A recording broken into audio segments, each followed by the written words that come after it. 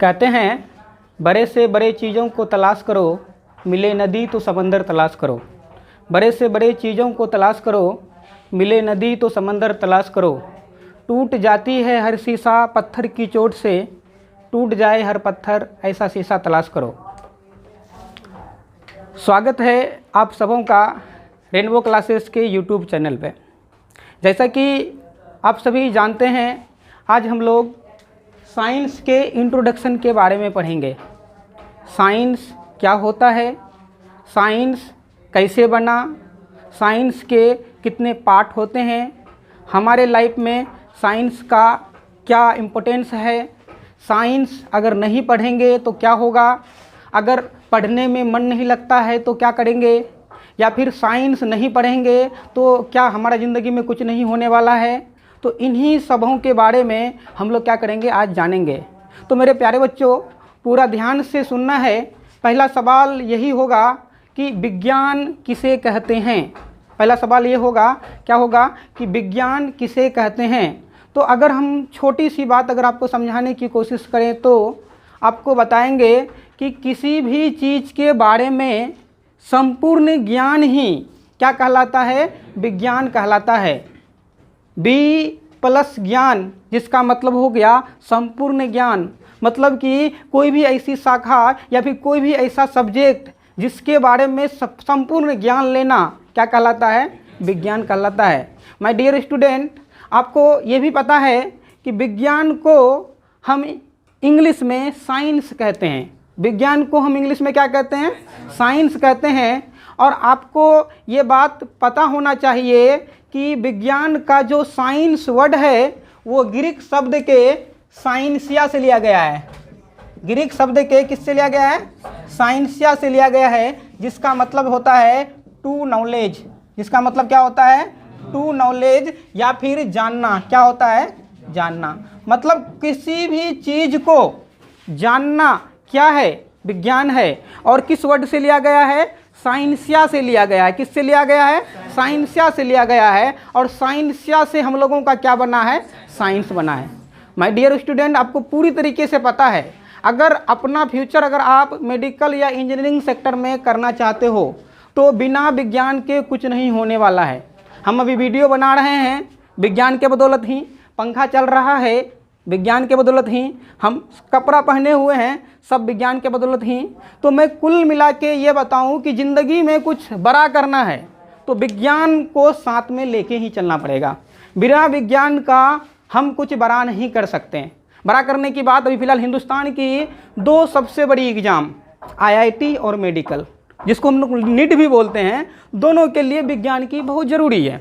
लेकिन हम उस लेवल पे बात ना करके हम एक शुरुआती लेवल की बात करते हैं कि हम अभी फ़िलहाल मैट्रिक में हैं तो इसकी importance NEET exam, IIT exam में बहुत बड़ी है। और हमने 9 में, 8 में, 6 में, 7 में भी पढ़ा है, तो हम उसके बारे में भी जानते होंगे, इसमें कोई दिक्कत की नहीं है। तो मैंने यहाँ पे लिखा है कि विज्ञान क्या है, तो आपको मैंने बता दिया किसी भी सब्जेक्ट के बारे में संपूर्ण ज्ञान ही क्या है, विज्ञान है। और साइंस के साइंसिया वर्ड से लिया गया है, जिसका मतलब होता है टू नॉलेज या फिर जानना।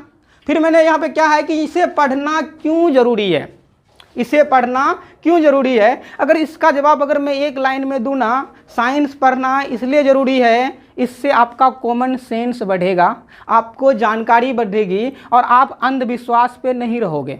आप जानते हो ना, जितने भी डॉक्टर लाइन बाजार में है उनके घर में कभी ओझा आता है क्या, नहीं आता, क्योंकि वो फैक्ट को जानता है। लेकिन गांव में अगर किसी को बुखार भी होता है तो वो भी ओझा लेके आता है। तो आप क्या हो जाओगे, आपका कॉमन सेंस बढ़ेगा, आपका नॉलेज बढ़ेगा। अगर आप ज़िंदगी में सफल होना चाहते हो तो विज्ञान पढ़ना ज़रूरी है।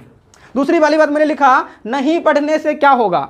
नहीं पढ़ने से ये होगा कि आप डॉक्टर, इंजीनियर ज़िंदगी में नहीं बन सकते हो, या फिर आप समाज में अच्छा, मतलब जो होता है ना, अच्छा पद ग्रहण नहीं कर सकते हो, या फिर जो एक्सपेक्टेशन है आपकी इज्जत का आप उसे नहीं पा सकते हो। अगर क्या फिर बोला कि पढ़ने से क्या होगा, पढ़ने से वही होगा जो आप चाहोगे। बिना विज्ञान पढ़े कुछ भी नहीं होने वाला है। मैं इतनी बातों को टेक्निकली समझा चुका हूँ। अब फिर क्या करता हूँ, मैं विज्ञान को बांटने की कोशिश करता हूँ। मैंने साइंस लिया, अब विज्ञान को अगर मैं दो तरीके से बांटूँ ना, तो विज्ञान को हम दो तरीके से बांटेंगे। एक मैंने बोला क्या, भौतिक विज्ञान, और दूसरा मैंने क्या बोला, प्राकृतिक विज्ञान। अब देखो, भौतिक चीज़ उसे कहते हैं जिसे हम छू सकते हैं या फिर हम उसे क्या सकते हैं, देख सकते हैं, मतलब कि फिजिकल। जैसे इस कलम का बाहर का चीज़ क्या है, फिजिकल है ना, इसे हम छू सकते हैं या देख सकते हैं। तो विज्ञान को सबसे पहले किस भागों में बांटा, हमने भौतिक विज्ञान के रूप में बांटा, और किसके बारे में बांटा, प्राकृतिक विज्ञान के बारे में बांटा। तो हमने भौतिक विज्ञान के बारे में अगर हमने दो बांटा, तो हम क्या सोचेंगे, इसमें पढ़ेंगे कोई तत्व के बारे में, कोई चीज़ के बारे में, है ना, यही करेंगे। और प्राकृतिक विज्ञान के बारे में हमने जो लिखा, तो हम प्राकृतिक विज्ञान में क्या पढ़ेंगे, प्रकृति के चीज़ के बारे में पढ़ेंगे, चांद के बारे में पढ़ेंगे, हम जो सांस लेते हैं उसके बारे में पढ़ेंगे, हवा के बारे में पढ़ेंगे, या फिर लाइफ के बारे में पढ़ेंगे, या किडनी के बारे में पढ़ेंगे। जो प्रकृति का बना हुआ है और जो भौतिक का बना हुआ है, हम वो करेंगे। अभी फिलहाल देखो, भौतिक विज्ञान को हमने क्या किया, दो भागों में बांटा। एक का नाम है भौतिकी, जिसको हम लोग क्या कहते हैं, फिजिक्स, और एक का नाम है क्या, रसायन, जिसको हम लोग क्या कहते हैं, केमिस्ट्री। देखो मेरे दोस्त, फिजिक्स जो है ना, ग्रीक शब्द के फ्यूसिस से लिया गया है। फिजिक्स किस शब्द से लिया गया है, फ्यूसिस से लिया गया है, जिसका मतलब होता है क्या, नेचर और नेचुरल फेनोमिना, मतलब कि घटना। मैंने फिर आपको क्या बताया कि फिजिक्स, जिसको हम हिंदी में क्या कहते हैं, भौतिकी कहते हैं, वो ग्रीक शब्द के फ्यूसिस से लिया गया है। किससे लिया गया है, ग्रीक शब्द के फ्यूसिस से लिया गया है, जिसका मतलब क्या होता है, नेचर और नेचुरल फेनोमिना, मतलब क्या, प्रकृति या फिर प्राकृतिक घटना, प्रकृति या फिर क्या, प्राकृतिक घटना। तो हम बताएंगे कि विज्ञान की वो शाखा जिसमें हम प्रकृति और प्राकृतिक घटना के बारे में पढ़ेंगे, उसे क्या कहेंगे, फिजिक्स कहेंगे। उसे हम क्या कहेंगे, फिजिक्स कहेंगे। अब देखिए बचा यहाँ पे क्या, केमिस्ट्री। केमिस्ट्री को हिंदी में रसायन विज्ञान कहते हैं, और केमिस्ट्री जो शब्द लिया गया है वो ग्रीक भाषा के किससे लिया गया है, केमिया से लिया गया है। किससे लिया गया है, केमिया। और केमिया का मतलब होता है क्या, काली मिट्टी, और काली मिट्टी में क्या होता है, रसायन होता है। मतलब कि हम किसी रसायनों के बारे में जिसमें पढ़ेंगे, उसे हम क्या कहेंगे, रसायन विज्ञान कहेंगे। उसे हम क्या कहेंगे, रसायन विज्ञान कहेंगे। इतनी बात समझ में आ रहा है आपको, कोई दिक्कत नहीं ना। अब हम लोग क्या आते हैं, नेचुरल विज्ञान में आते हैं, मतलब कि प्राकृतिक विज्ञान में आते हैं। मैंने उसको दो भागों में बांटा। जंतु विज्ञान को किसको क्या बोलते हैं, जूलॉजी। क्या बोलते हैं, जूलॉजी। और वनस्पति विज्ञान को क्या कहते हैं, बॉटनी। क्या कहते हैं, बॉटनी। जूलॉजी जो शब्द है वो लिया गया है किससे, जू से। जू का मतलब क्या होता है, जंतु। मतलब कि जू का मतलब सिंपल सा बात है, जू घर जो है ना, चिड़ियाघर जो बोलते हैं, तो हम लोग फिलहाल उसको जंतु बोल सकते हैं। जूलॉजी किससे लिया गया है, जू से और लोगोस से। जू प्लस लोगोस। लोगोस का मतलब होता है स्टडी करना, जू के बारे में स्टडी करना, क्या हो जाएगा, जूलॉजी। और बोटनी शब्द जो लिया गया है, किससे लिया गया है, बोटेन प्लस लोगोस से लिया गया है। किससे लिया गया है, बोटेन प्लस लोगोस से लिया गया है। बोटेन का मतलब क्या होता है, बोटेन का मतलब होता है पेड़ पौधा। बोटेन का मतलब क्या होता है, पेड़ पौधा। और लोगोस का मतलब होता है पढ़ाई करना या फिर क्या, स्टडी करना। मतलब कि वनस्पति विज्ञान का मतलब हो गया क्या, पेड़ पौधे के बारे में पढ़ाई करना। पेड़ पौधे के बारे में क्या करना, पढ़ाई करना। उसके बाद हम जब दोनों को, जंतु विज्ञान और वनस्पति विज्ञान को अगर हम मिला देंगे ना, तो हम लोगों का क्या बनेगा प्यारे बच्चों, हम लोगों का बनेगा क्या, बायोलॉजी। क्या बनेगा, बायोलॉजी। और बायोलॉजी जो है ना, ग्रीक शब्द का किससे लिया गया है, बायो प्लस लोगोस। किससे लिया गया है, बायो प्लस लोगोस से लिया गया है। बायो का मतलब क्या होता है, लाइफ, और लोगोस का मतलब क्या होता है, स्टडी। मतलब कि लाइफ के बारे में स्टडी करना, जिंदगी के बारे में स्टडी करना, क्या कहलाएगा, जीव विज्ञान कहलाएगा। क्या कहलाएगा, जीव विज्ञान कहलाएगा। तो मेरे दोस्त, हमने अभी 4 टेक्निकल टर्म पढ़ा। क्या टेक्निकल टर्म पढ़ा, फ्यूसिस पढ़ा। किससे निकला है, फिजिक्स से बना है कौन, फ्यूसिस। मतलब कि फ्यूसिस से कौन बना है, फिजिक्स। केमिया से क्या बना है, केमिस्ट्री, है ना। जू से क्या बना है, जूलॉजी। बोटेन से क्या बना है, बोटनी, और बायो से क्या बना है, बायोलॉजी। और मैंने सबका अपना अपना एक मीनिंग बता दिया, इसमें कोई दिक्कत नहीं है ना। अब देखिए, अगर फिजिक्स की पापा की बात करूं, मतलब ऐसा साइंटिस्ट जो फिजिक्स के बारे में सबसे ज़्यादा जानकारी दिया, या फिर जिसको फिजिक्स के बारे में ज़्यादा ज्ञान हो, उससे फिजिक्स का फादर कहते हैं। और अभी फिलहाल प्रेजेंट टाइम में हमारा फिजिक्स का फादर कौन है, न्यूटन। फिजिक्स का फादर कौन है, न्यूटन। और केमिस्ट्री के फादर कौन है, लेबोजियर। कौन है, लेबोजियर। और बायोलॉजी का फादर कौन है, अरस्तु। अगर इनकी बात करें, जूलॉजी का फादर कौन है, अरस्तु। और वनस्पति विज्ञान का फादर कौन है, थियोफ्रेस्टस। क्या है, ये 4 नाम भी याद करेंगे, इसमें कोई दिक्कत नहीं है। अब देखो, मैंने जितनी चीज़ें पढ़ाया मेरे प्यारे बच्चों, मैं 5 मिनट में फिर सारे चीज़ को क्या करता हूँ, कंक्लूड कर देता हूँ। फोकस इधर रखोगे। फिर देखो मैंने क्या बताया आपको, पूरे गौर से सुनना। आप उधर अगर याद नहीं भी रखें तो ये 5 मिनट में आपका रिविजन हो जाने वाला है। मेरे प्यारे बच्चों, मैंने आपको क्या बताया कि विज्ञान क्या है। विज्ञान का मतलब मैंने बताया आपको संपूर्ण ज्ञान, किसी भी चीज़ का संपूर्ण ज्ञान। फिर मैंने आपको क्या बताया कि विज्ञान को ही इंग्लिश में क्या कहते हैं, साइंस कहते हैं। और साइंस ग्रीक भाषा के साइंसिया से लिया गया है। ग्रीक भाषा का किससे लिया गया है, साइंसिया से लिया गया है, जिसका मतलब होता है टू नॉलेज, या फिर किसी चीज़ को जानना। पहली बार हमने विज्ञान को 2 भागों में बांटा, किसमें, नेचुरल साइंस और फिजिकल साइंस, मतलब भौतिक विज्ञान और प्राकृतिक विज्ञान। और फिर भौतिक विज्ञान को हमने 2 भागों में बांटा, भौतिकी और रसायन। फिर भौतिकी के बारे में मैंने एक शब्द लिया कि ग्रीक भाषा के फ्यूसिस से निकला है। और फ्यूसिस का मतलब होता है नेचर एंड नेचुरल फेनोमेना, मतलब कि प्रकृति और प्राकृतिक घटना के बारे में। आपको पता है ना सर कि प्राकृतिक क्या होता है, प्रकृति मतलब गॉड गिफ्टेड, जिसे हम बोलते हैं प्रकृति, मतलब जो खुदा का बनाया हुआ चीज़ होता है, उसे हम क्या कहते हैं, प्रकृति कहते हैं। तो विज्ञान की वो शाखा जिसमें हम प्रकृति और प्राकृतिक घटनाओं के बारे में पढ़ते हैं, उसे भौतिकी कहते हैं।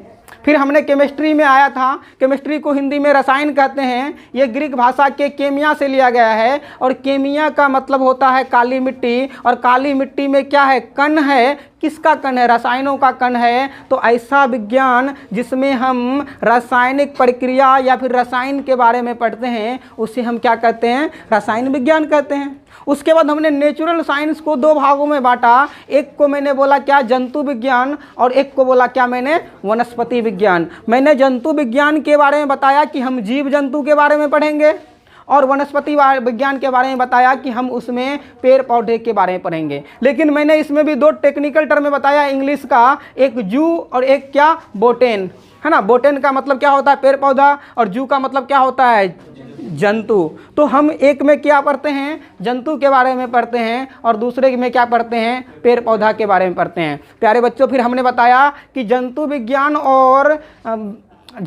और वनस्पति विज्ञान को ही मिलाकर छोटे स्टैंडर्ड में हम क्या कहते हैं, जीव विज्ञान कहते हैं। और जीव विज्ञान को इंग्लिश में बायोलॉजी कहते हैं। और बायोलॉजी जो बना है वो ग्रीक शब्द के 2 शब्द बायो प्लस लोगोस से बना है। बायो का मतलब होता है लाइफ, लाइफ का मतलब होता है जीवन, और लोगोस का मतलब होता है स्टडी, स्टडी का मतलब होता है पढ़ना, मतलब जीवन के बारे में पढ़ना बायोलॉजी या फिर जीव विज्ञान कहलाता है। मेरे हिसाब से इतनी बात आप पूरी तरीके से समझ चुके हो गए। उसके बाद हम क्या करेंगे, एक आगे की बात को प्रोसीड करेंगे जो आपके लिए बहुत ज़रूरी है और सिलेबस के लिए भी बहुत ज़रूरी है।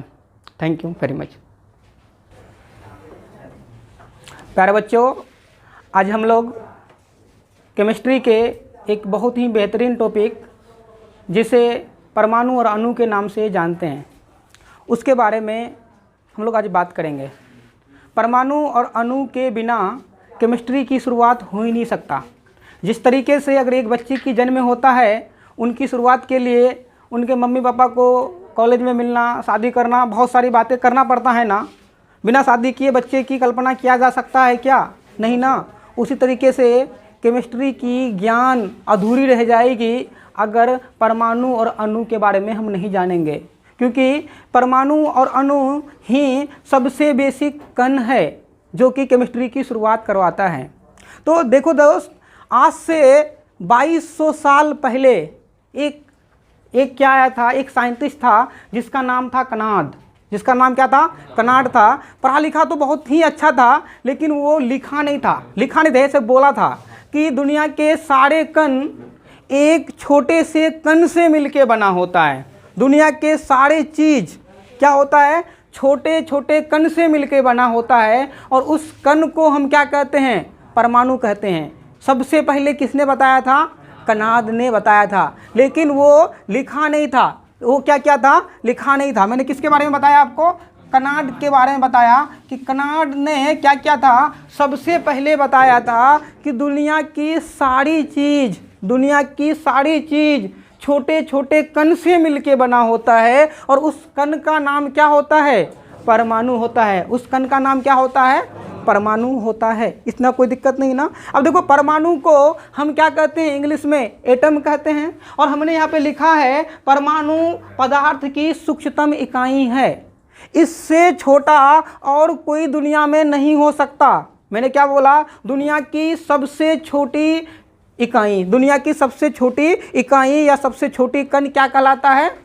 परमाणु कहलाता है। दुनिया की सबसे छोटी और सबसे सूक्ष्मतम कण क्या कहलाता है? परमाणु कहलाता है। लेकिन ये कण जो है ना, प्रकृति में स्वतंत्र अवस्था में नहीं पाया जाता।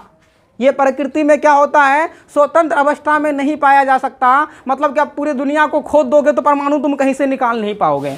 कहने का मतलब ये होता है कि सब्जी में नमक की तरह परमाणु होता है। अगर नमक नहीं होगा तो खाने में स्वाद नहीं आएगा, लेकिन थोड़ा सा नमक निकाल के दिखाओ सब्जी से, नहीं निकाल पाओगे ना। तो परमाणु सारे कण में होता है, लेकिन किसी भी जगह पे आप उसे निकाल नहीं पाओगे। मेरा कहने का मतलब ये होता है कि परमाणु स्वतंत्र नहीं होता, हम उसे अलग नहीं देख सकते। समझ में आ रहा है ना? जब आप बोलोगे सर परमाणु को जब फिर हम अलग नहीं देख सकते हैं तो हम उसके बारे में पढ़ेंगे कैसे, उसके बारे में जानेंगे कैसे? तो मेरे दोस्त, वो क्या होता है? ग्रुप में होता है ना। वो क्या होता है? ग्रुप में होता है। उसके बारे में हम लोग जानेंगे, है ना। तो मैंने क्या बताया कि परमाणु क्या होता है? पदार्थ की सबसे सूक्ष्मतम इकाई है। प्रकृति में स्वतंत्र अवस्था में नहीं पाया जाता है, लेकिन रासायनिक अभिक्रिया में भाग लेता है। क्योंकि केमिकल रिएक्शन होगा तभी तो केमिस्ट्री बनेगा। परमाणु दिखाई नहीं देता है, लेकिन रासायनिक अभिक्रिया में क्या लेता है? वो भाग लेता है। क्या करता है? वो भाग लेता है। जैसे हम उदाहरण के रूप में बोल देते हैं, क्या है? हाइड्रोजन है, ऑक्सीजन है, यही सब तो भाग लेता है ना। तो हम उसको क्या बोल पाएंगे? परमाणु बोल पाएंगे। मेरे दोस्त, मैंने 3 चीज़ें बताया क्या परमाणु के बारे में। परमाणु सबसे छोटी इकाई है, सबसे पहले कनाड ने बोला। ये स्वतंत्र अवस्था में नहीं पाया जाता है, लेकिन रासायनिक अभिक्रिया में भाग लेता है। ये 3 बात परमाणु के बारे में समझ में आया आपको? समझ में आ गया ना आपको? अब देखिए, फिर हम लोग क्या करेंगे? परमाणु का समूह बनाएंगे। बहुत सारे परमाणु को मिला देंगे। बहुत सारे परमाणु को क्या करेंगे? मिला देंगे। जब बहुत सारे परमाणु को मिलाएंगे ना, तो वहाँ पे 2 चीज़ें बनेगा। या तो क्या बनेगा? तत्व बनेगा, या तो फिर क्या बनेगा? अणु बनेगा। क्या बनेगा? या तो क्या बनेगा? तत्व बनेगा, या तो फिर क्या होगा? अणु बनेगा। आप बोलोगे गुरुजी अणु और तत्व के बारे में ही बता दीजिए। तो हम आपको ये बताएंगे कि परमाणु जब रासायनिक अभिक्रिया के दौरान समूह बनाएगा तो हम उसे क्या कहेंगे? तत्व कहेंगे। जब परमाणु रासायनिक अभिक्रिया के दौरान अपना समूह बनाएगा तो हम उसे क्या कहेंगे? तत्व कहेंगे। अगर परमाणु बिना रासायनिक अभिक्रिया के अगर बना देगा क्या? समूह, तो हम उसको क्या कहेंगे? अणु कहेंगे। फिर मैंने बताया कि गांव का कोई भी आदमी अगर जो ग्रुप बनाता है ना, मान के चलो कोई भी आदमी शादी करता है, कोई आदमी अपने पापा को कह के शादी करेगा, कोई आदमी भाग के शादी करेगा। मतलब कि भाग के शादी करने वाला आदमी को हम अणु के कैटेगरी में रखेंगे, और पापा के द्वारा जो रिश्ता लेके जाएगा उसको हम किसके कैटेगरी में रखेंगे? तत्व के कैटेगरी में रखेंगे। लेकिन शादी तो दोनों का होना है ना। उसी तरीके से परमाणुओं का समूह क्या है? तत्व भी है। परमाणुओं का समूह क्या है? अणु भी है। लेकिन अणु बिना रासायनिक अभिक्रिया का हो रहा है, और तत्व क्या हो रहा है? रासायनिक अभिक्रिया के द्वारा बन रहा है। इतनी बात समझ में आ रहा है आपको? आ गया ना? अब देखिए, फिर हम लोग क्या कहते हैं कि तत्व जो बनेगा ना, तो गुणों में परिवर्तन नहीं आएगा। क्या होगा? गुणों में क्या होगा, परिवर्तन नहीं आएगा। तत्व में क्या होगा, गुणों में परिवर्तन नहीं आएगा। मतलब हल्दी से वो हल्दी ही रहेगा, जो काम करेगा वही काम करेगा। लेकिन क्या होगा, अणु के गुणों में परिवर्तन होगा। क्या होगा, अणु के गुणों में परिवर्तन होगा। जैसे कि हम एक कार्बन को एक ऑक्सीजन के साथ में मिला दिए, ये कार्बन परमाणु है, ये भी क्या है, ऑक्सीजन परमाणु है, दोनों मिला तो क्या बना, कार्बन डाइऑक्साइड। ये कार्बन अलग काम करता है, ऑक्सीजन अलग काम करता है, और ये धुआं धुआं कर देता है। गुण पूरी तरीके से अलग होता है ना। तो अणु के समूह में गुणों का परिवर्तन होगा और तत्व के समूह में गुणों का परिवर्तन नहीं होगा। दूसरी वाली बात बोला मैंने, तत्व की में संख्या नहीं लिखी जाती। जहाँ भी तत्व होगा वहाँ पे संख्या नहीं लिखा जाएगा। मतलब अगर कहीं पे H लिखा हुआ है तो H परमाणु भी है और H क्या है, तत्व भी है। अगर कहीं पे H2 लिखा हुआ है तो ये हाइड्रोजन की 2 परमाणु है या फिर हाइड्रोजन की अणु है। अणु बन गया तो इसका नाम हाइड्रोजन नहीं रहा, इसका नाम क्या हो गया, हाइड्राइड। क्या नाम हो गया इसका, हाइड्राइड। देखो एक ऑक्सीजन है और एक क्या है, O2 है। ये ऑक्सीजन क्या है मेरे दोस्त, ये ऑक्सीजन तत्व है, ये ऑक्सीजन क्या है, तत्व है। या फिर क्या बोलोगे, ये ऑक्सीजन परमाणु है। लेकिन ऑक्सीजन का यहाँ पे क्या है, ऑक्सीजन का यहाँ पे 2 परमाणु है, ऑक्सीजन का 2 परमाणु है। या फिर क्या बोलोगे, ऑक्सीजन का अणु है। लेकिन जैसे ही इसको अणु बोलोगे तो ये ऑक्सीजन नहीं रहा, ये क्या बना देगा, ये ऑक्साइड बना देगा। क्या बना देगा, ये ऑक्साइड बना देगा। फिर उसके बाद हमने क्या बोला कि समान परमाणु का बना होता है। कौन, तत्व जो है ना समान परमाणु का बना होता है। जैसे कि हाइड्रोजन को हाइड्रोजन के साथ में ही मिलके बना सकते हैं, कुछ भी अगर बनाएंगे तो हाइड्रोजन हाइड्रोजन के साथ में ही मिलके बनाएगा। लेकिन अणु जो है ना, हाइड्रोजन का रिएक्शन ऑक्सीजन के साथ में भी कर लेगा, या ऑक्सीजन का रिएक्शन कार्बन के साथ में कर लेगा, या तो खुद भी रिएक्शन कर लेगा या किसी अन्य के साथ में भी रिएक्शन कर लेगा, किसी अन्य के साथ में रिएक्शन कर लेगा। अब फिर मैं अगर बताऊं इसको कि इसकी संख्या मतलब तत्व की संख्या क्या है, 118 है। बाद में हम जो टॉपिक पढ़ेंगे धातु और अधातु, तो तत्व को बांट के ही बनाएंगे। तो हमने सिंपल सी बातें किया।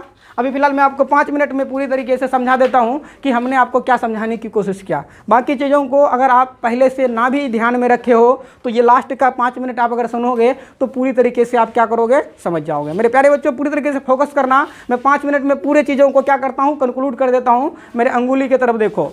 कनाड एक साइंटिस्ट था, बहुत पुराना।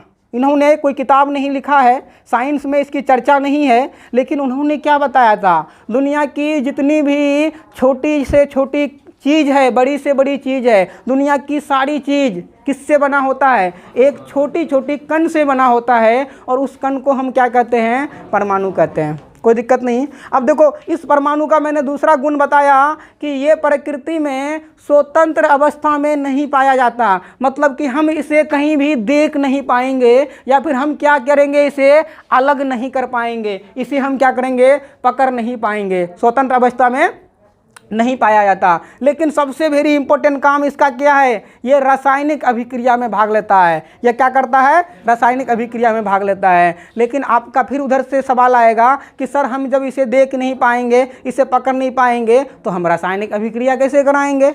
तो मैंने बताया हम परमाणुओं का रासायनिक अभिक्रिया नहीं कराएंगे, हम परमाणुओं के समूह का अभिक्रिया कराएंगे। जब परमाणु समूह बनाएगा तो 2 तरह की चीज़ बनाएगा। जब परमाणु क्या करेगा, समूह बनाएगा तो क्या करेगा, 2 तरह का चीज़ बनाएगा। पहला चीज़ क्या बनाएगा, वो तत्व बनाएगा, और दूसरा चीज़ क्या बनाएगा, वो अणु बनाएगा। अब फिर बोलोगे आप कि गुरुजी ये तत्व और अणु के अंदर में हम डिफरेंस नहीं पता कर पा रहे हैं। तो हम आपको बता रहे हैं कि जब परमाणु रासायनिक अभिक्रिया के दौरान अपना समूह बनाता है तो उसे हम क्या कहते हैं, तत्व कहते हैं। और बिना रासायनिक अभिक्रिया के दौरान जब परमाणु समूह बनाता है तो हम उसे क्या कहते हैं, अणु कहते हैं। आप बोलोगे सर जी 1-2 डिफरेंस और भी बता दीजिए, तत्व और किसके बारे में, अणु के बारे में। तो हम बता रहे हैं कि तत्व का गुण नहीं बदलता, तत्व का गुण नहीं बदलता, लेकिन अणु का गुण क्या होता है, बदल जाता है। तत्व में हम संख्या नहीं लिख सकते, लेकिन अणु की संख्या हम लिख सकते हैं। फिर हमने बताया कि तत्व जो बनेगा वो एक ही तरह के परमाणु से बनेगा, जिसके वजह से इसका नाम समपरमाण्विक होगा। मैंने लिखा नहीं है, नॉर्मल वाली बात है। एक ही तरह का परमाणु से बनेगा, जिसके वजह से हम उसको क्या कहेंगे, तत्व को समपरमाण्विक कहेंगे। लेकिन अणु जो है वो क्या होगा, समान तरह के परमाणु से भी बन सकता है, या फिर असमान तरह के परमाणु से बन सकता है, या फिर समान या असमान दोनों तरह के परमाणु से बन सकता है। इसलिए इसे हम समपरमाण्विक या फिर असमपरमाण्विक भी बोलते हैं। ठीक है ना। उसके बाद फिर हमने तत्व की संख्या की अगर मैं बात करूं, अब तक हमारे यहाँ पे लगभग 118 तत्व की खोज हो चुकी है। फर्दर जब हम तत्व के बारे में पढ़ेंगे तो धातु अधातु शायद आपका नेक्स्ट टॉपिक होगा, हम उसके बारे में पूरे डिटेल से पढ़ेंगे। मेरे हिसाब से प्यारे बच्चों आपको पूरी तरीके से समझ में आया होगा, और अगर समझ में नहीं आया है तो वीडियो को रिमाइंड करके देखें आप 4-5 बार, इंशाल्लाह ज़रूर समझ में आएगा।